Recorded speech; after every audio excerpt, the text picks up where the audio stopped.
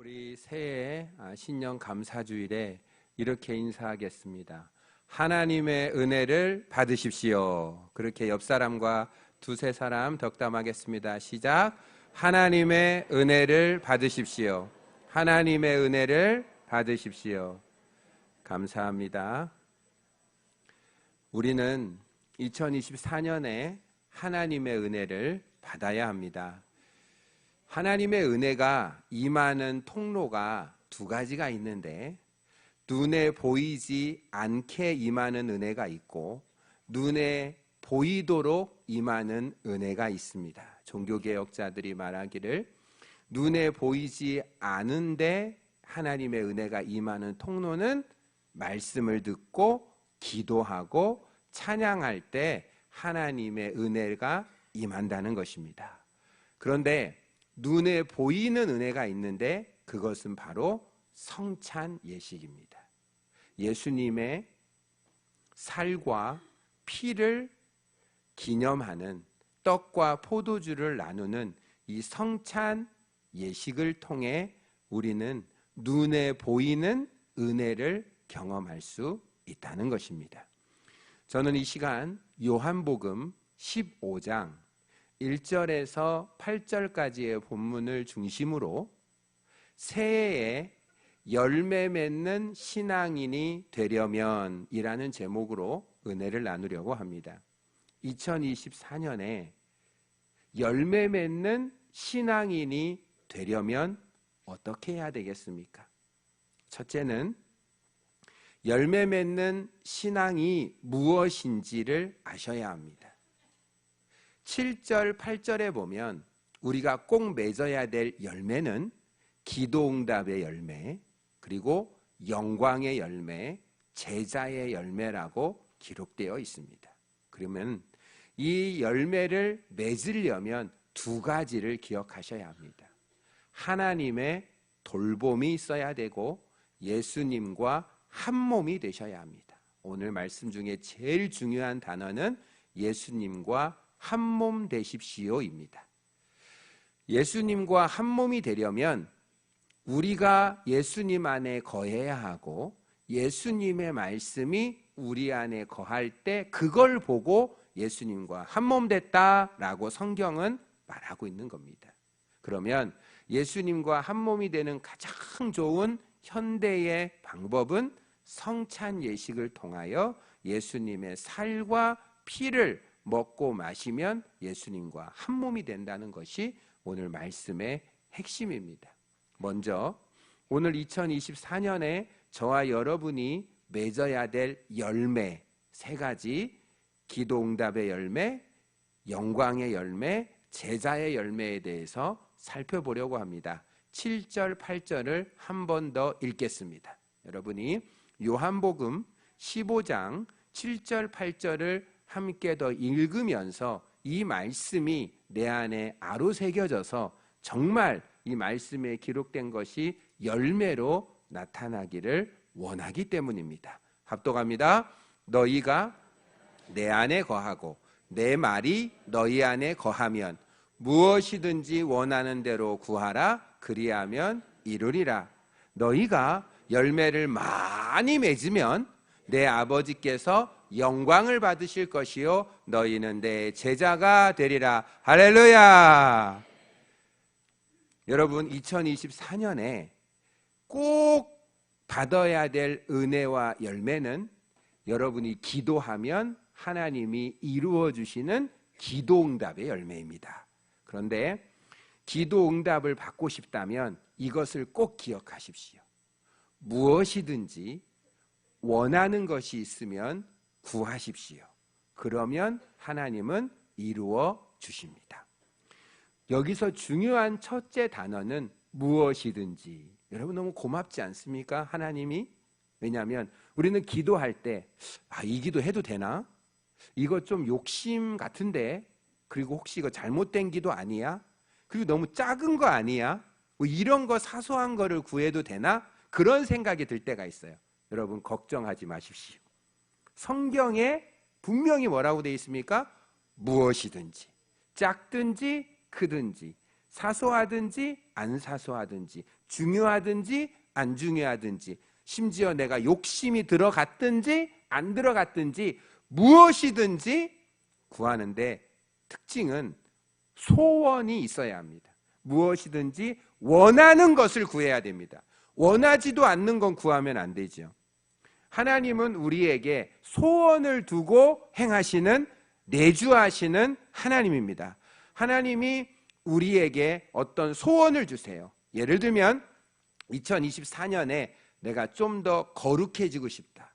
하나님의 말씀대로 더 살고 싶다.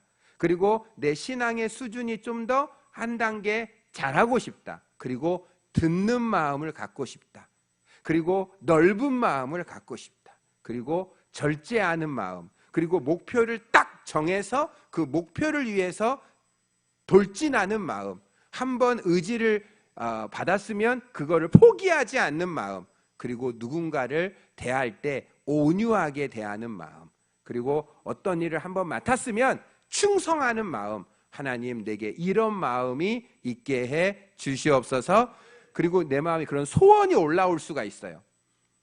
그리고 올해는 제가 사업하고 있는 게 있는데, 계획했던 것이 있는데, 학업하고자 하는 것이 있는데 그것이 꼭 달성될 수 있도록, 쉽지는 않겠지만 어려운 일이 있을 때마다 하나님 날 도와주셔서 내가 그것을 반드시 연말에는 달성할 수 있도록 그런 소원이 올라오는 것.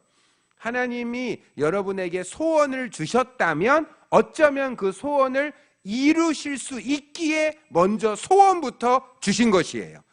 우리에게 소원이 일어났다면 감사하세요. 그걸 감사하세요. 왜냐하면 내게 소원을 주신 그 하나님은 그 소원을 반드시 이루실 수 있는 전능자이시기 때문입니다.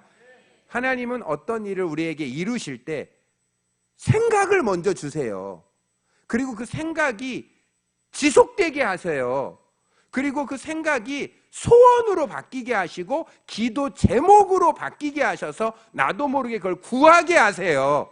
그것은 이미 하나님이 이루시려고 작정하고 소원을 주신 것이라는 거예요. 그래서 우리의 연초에 내가 신년 감사 예배를 드릴 때 감사 헌금에다가 딱 소원이 딱 떠올라서 적었다면 그것이 하나님이 주신 소원이라면 반드시 이루어질 줄 믿습니다. 무엇이든지 소원이 있는 것은 구하셔야 돼요. 생각하면 이루어진다. 생각하면 안 돼요. 구하셔야 돼요.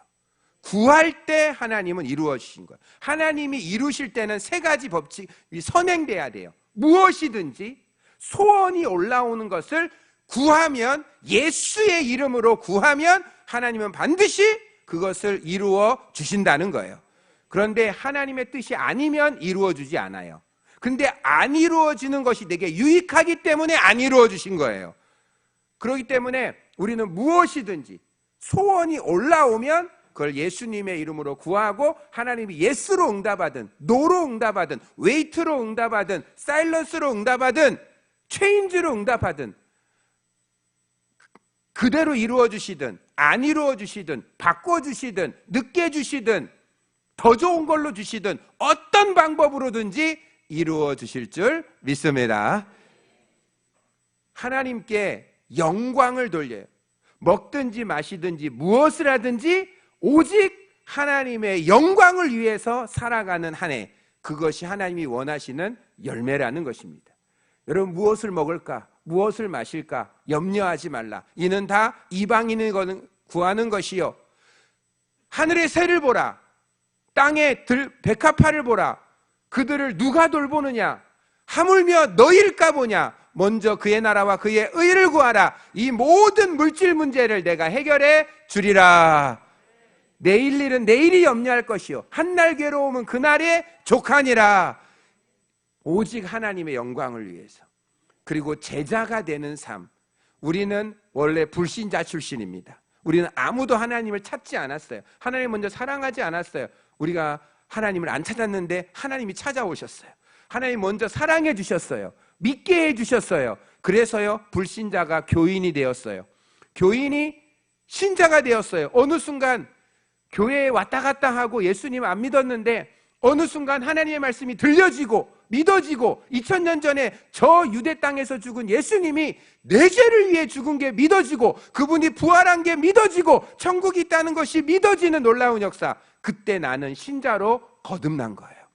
그러나 그 신자로서의 생활이 지속되는 나중에 제자로서 한 단계 더 성장해 나가야 합니다. 제자는 자기를 부인하고 날마다 예수님을 의지하며 닮아가고 따라가고 그분의 행동을 그대로 스승 대신 예수님을 그대로 닮아가려고 배우는 자가 제자인데, 예수님이 하셨던 생각, 그분이 하셨던 말, 그분이 보여주셨던 인격, 사랑하고 그 원수까지도 사랑하고 핍박한 자를 위해 기도하고 여기를 때리면 여기를 내비고 속옷을 넣으면 겉옷까지 주는 그 놀라우신 예수님의 삶, 하루 종일 기도하시고 언제나 기도하시고 노예의 발을 닦아주시고 고난이 올 때 분노로 대응하는 것이 아니라 십자가에서 하나님의 뜻대로 죽기를 원하셨던 예수님의 생각과 말과 인격과 행동과 그 삶을 닮아가려고 노력하는 제자가 되게 하여 주시옵소서.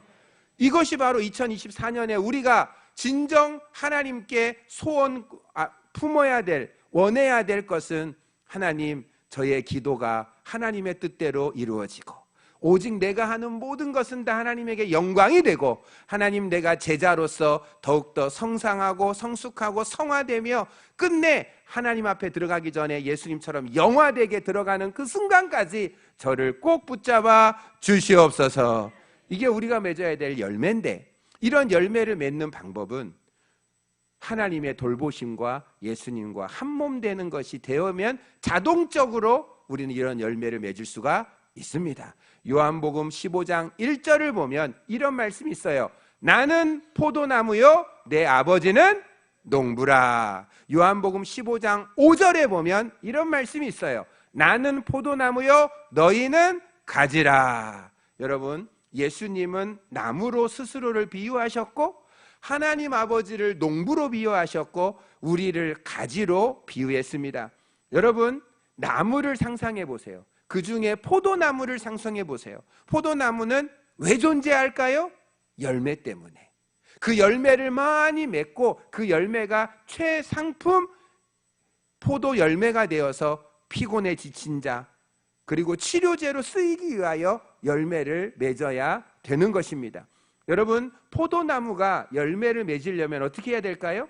농부가 돌봐줘야 합니다. 2절, 3절을 읽겠습니다. 오늘 요한복음 15장 2절, 3절을 읽으면 농부가 열매를 맺게 하기 위해서 어떻게 돌보는지가 기록되어 있습니다. 2절, 3절 시작. 무릇 내게 붙어 있어 열매를 맺지 아니하는 가지는 아버지께서 그것을 제거해 버리시고 무릇 열매를 맺는 가지는 더 열매를 맺게 하려 하여 그것을 깨끗하게 하시느니라. 너희는 내가 일러준 말로 이미 깨끗하여 졌으니까지 읽었습니다.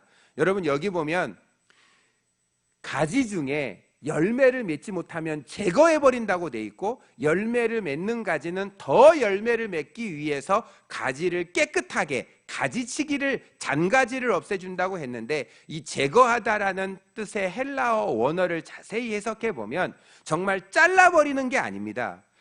포도나무는 그 특성상 열매가 무거워서 가지가 내려와서 지금은 Y자 철사로 내려오지 못하게 하는데, 그 당시에는 Y자 철사가 귀하기 때문에 이 포도나무가 무게에 의해서 땅에 이렇게 가지가 땅에 닿으면 비가 왔을 때 땅에 습기가 많잖아요. 물기가 많잖아요. 열매가 썩어버리는 거예요. 그래서 농부가 어떻게 하냐면 그 가지에다가 돌을 받쳐주는 거예요. 그래서 제거해 버리시고라는 원어의 뜻은 들어 올리시고라고 해석을 해야 맞아요. 그래서 돌을 이렇게 공과서 들어 올려서 땅과 분리되어서 썩지 않도록 해주시는 돌봄과 함께 가지가 열매를 맺는데, 잔가지가 많으면 에너지가 잔가지로 가면 극상품 포도 열매를 맺는 것이 아니라 맛이 별로 없는 포도 열매를 맺기 때문에 열매가 있다 하더라도 그 열매의 맛이 아주 좋게 하려면 그 나뭇가지를 다 잔가지를 없애주는 그런 돌봄이 있어야 된다는 것입니다. 하나님께서 우리가 세 속에 접해서 썩지 않도록 우리와 세상 사이에 예수 그리스도를 두셔서 우리를 오염으로부터, 썩어져 가는 것으로부터 돌봐주시기 때문에 오늘 이 자리까지 나오셔서 예배드리는 줄 믿습니다. 하나님이 돌보시지 않았다면 우리는 세속과 접촉하면서 바로 썩어질 수밖에 없습니다. 예수 그리스도의 보혈이 여러분이 세속 속에 있다 할지라도 불성각으로, 방패로 지켜주셨기 때문에 이렇게 신년 첫 예배를 하나님께 올려드릴 수가 있다는 것은 하나님이 나를 지금도, 이제까지도 돌보시고 오늘도 돌보시고 장래에도 돌봐주실 줄 믿습니다. 예수님과 한 몸이 되셔야 합니다. 예수님과 한 몸이 된다는 게 무슨 뜻일까요? 오늘 4절을 읽어보시면 거기에 딱 기록되어 있습니다. 예수님과 한 몸 된다는 것은 포도나무와 가지는 붙어 있어야 합니다. 떨어지면 말라서 버려져서 불에 사라집니다. 가지가 열매를 맺으려면 포도나무에게 붙어 있어야 되는데 그것을 한 몸 되어 있어야 된다라는 표현을 했고, 그것이 4절에 이렇게 되어 있습니다. 시작. 내 안에 거하라, 나도 너희 안에 거하리라. 가지가 포도나무에 붙어 있지 아니하면 스스로 열매를 맺을 수 없음 같이 너희도 내 안에 있지 아니하면 그러하냐. 5절 계속 읽어요. 나는 포도나무요 너희는 가지라. 그가 내 안에, 내가 그 안에 거하면 사람이 열매를 많이 맺나니 나를 떠나서는 너희가 아무것도 할 수 없음이라. 할렐루야. 여기서 중요한 단어가 뭐가 나옵니까? 내가 내 안에 거하라. 그리하면 나도 너희 안에 거하리라. 여러분 이거를 잘 생각하셔야 돼요. 우리가 예수님 안에 먼저 거하라고 되어 있습니다. 4절 처음에 뭐라고 되어 있죠? 내 안에 거하라. 우리가 예수님 안에 거하면 어떤 축복이 있냐면 예수님도 우리 안에 거해 주신다는 것입니다. 우리가 먼저 예수님 속으로 들어가야 돼요. 예수님과 한 몸이 된다는 것은 우리가 예수님 안에 들어가서 예수님 안에 방문하는 게 아닙니다. 거해야 합니다. 살아야 돼요. 예수님 안에서 살아야 돼요. 여러분, 등록은 사는 거예요. 우리가 뿌리를 내려야 돼요. 예수님 안에 들어가서 예수님 안에서 살려면 어떻게 해야 될까요? 예수님은 지금 현재 두 손을 펼치고 이 세상의 어떤 영혼이라도 예수님 안에 들어오도록 예수님은 기다리고 계세요. 그런데 누가 예수님 안에 들어가서 살 수 있을까요? 예수님을 찾아오는 자에게 예수님은 환영해 주실 줄 믿습니다. 오늘 여러분은 찾아오셨어요. 예수님을 찾아오셔야 돼요. 그런데 찾아와서 예수님 앞에 회개해야 됩니다. 회개하지 않고서는 예수님 안에 들어가서 거할 수가 없습니다.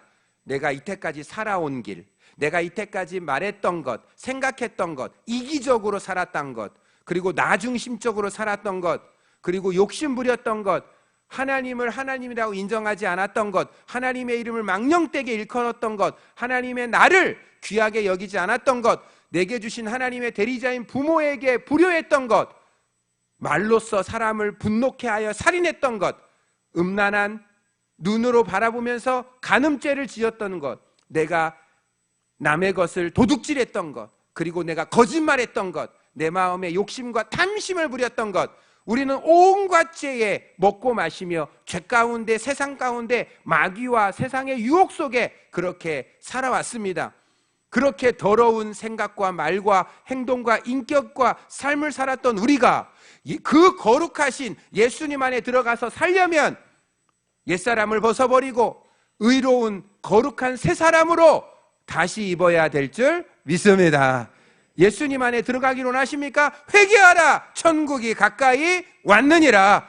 내가 살아온 길, 너무 더러운 길, 감정적으로 눈물을 흘리며 회개하고 내가 잘못했습니다. 내가 살아온 길이 하나님의 뜻과 너무 멀었습니다. 나는 탕자입니다 라고 지적으로 인정하고 의지적으로 돌이켜 이제는 내가 하나님의 뜻대로 살기를 원합니다 라고 진정하고 참된 회개를 하는 자를 하나님은 받으사 하나님의 안에서 거하여 살게 하실 줄 믿습니다.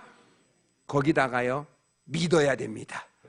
예수님이 하나님의 아들이라는 것을, 예수님은 눈으로 볼 때는 사람이지만 사람으로 오신 하나님이며 그리스도며 온 인류의 창조주고, 말씀으로 오셔서 그분 앞에 나아가면 모든 문제가 해결되고 모든 죄는 용서받고 모든 병은 고침받고 하나님이 그 인자와 긍휼로 관을 씌워주시고 우리를 파멸해서 건져주시는, 좋은 곳으로 채워주시는 살아계신 하나님의 본체가 예수님인 줄 믿습니다. 예수님을 믿어야 돼요. 예수님은 인간이지만 하나님이신 거예요. 그래서 우리를 죄 가운데, 인간의 모든 두려움과 외로움과 죄책감 가운데 살리실 수가 있는 유일한 구세주, 나의 살아있는 하나님, 육으로 오신 하나님, 나의 구세주, 내 인생 모든 문제의 해답, 바로 그분이 예수님인 줄 믿습니다. 하나님 앞에 찾아와서 내 죄를 회개하고 그분을 하나님으로 믿을 때 우리는 예수님 안에 거하게 되는 줄 믿습니다. 그러면 그 사람 속에 예수님이 들어오신다는 겁니다. 오늘 7절 보겠습니다. 7절에 이렇게 돼 있어요. 너희가 내 안에 거하고 내 말이 너희 안에 거하면 무엇이든지 원하는 대로 구하면 이루어 주신다. 예수님께서 오늘 우리에게 들어오시는 방법은 말씀이신 예수님, 말씀이 곧 하나님이신 줄 믿습니다. 하나님 말씀을 듣는 이 순간 여러분 속에 예수님이 거하고 계시는 줄 믿습니다. 말씀을 듣고 사라지면, 말씀이 방문하고 사라지는 자가 있는가 하면, 말씀을 들었습니까? 내 말씀이다. 그것을 믿고 행하고 뿌리를 내려 그 말씀이 시냇가에 심은 나무처럼 내 삶을 지배하도록 한다면 예수님은 내 안에 거하고 계시는 줄 믿습니다. 내가 예수님 안에 거하고 예수님의 말씀이 내 안에 거하는 것이 한 몸 된다는 것입니다. 그때 그 순간 우리가 원하는 모든 것을 구하면 하나님이 이루어 주신다는 것입니다. 그럴 때 영광을 받으신다는 거예요. 그 순간 제자로 성장할 수 있게 된다는 것입니다. 오늘날 이 자리에서 우리가 예수님과 한 몸이 될 수 있는 보이는 은혜는 예수님의 찢어진 살과 예수님이 흘리신 피를 상징하고 기념하는 떡과 포도주를 먹을 때 하나가 되는 겁니다. 예수님의 찢어진 살을 상징하는 떡이 내 안에 들어가면 내 살과 하나가 되는 겁니다. 나는 그리스도와 연합되는 것입니다. 그것을 기념하는 것입니다. 예수님 다시 오시는 그날까지 예수님이 이 일을 진행하라고 하셨습니다. 예수님은 왜 십자가에서 몸 찢고 피 흘려 죽으셨습니까? 우리를 사랑하셔서. 우리는 예수님 가치로 사랑받은 자입니다. 아니, 하나님은 예수님보다 우리를 더 사랑하셨어요. 왜요? 예수님을 죽이셔서 우리를 살리셨으니까. 하나님은 예수님만큼이나 우리를 사랑하신 줄 믿습니다. 하나님의 돌봄을 받기로 나십니까? 여러분, 하나님이 여러분을 돌본다고 생각해 보세요. 사탄마귀 더러운 귀신들 절대 못 옵니다. 하나님이 나를 위하시는데 사람이 나를 어찌하겠습니까? 외롭습니까? 두렵습니까? 하나님이 나를 돌보시는데, 하나님이 나를 지켜주시는데 무엇이 두렵습니까? 하나님이 누굴 돌보십니까? 예수님과 한 몸 되면 돌보실 줄 믿습니다. 예수님과 떨어진 자는 일반적으로 돌보시고 예수님과 한 몸 되면 특별하게 돌보신다는 것입니다. 이 잔을 마실 때 예수님의 피를 내 안에 들어오게 한다. 그러면 내 안에 있는 더러운 죄는 흰눈처럼 양털처럼 씻겨지게 될 것입니다. 이 시간 성찬을 행하겠습니다.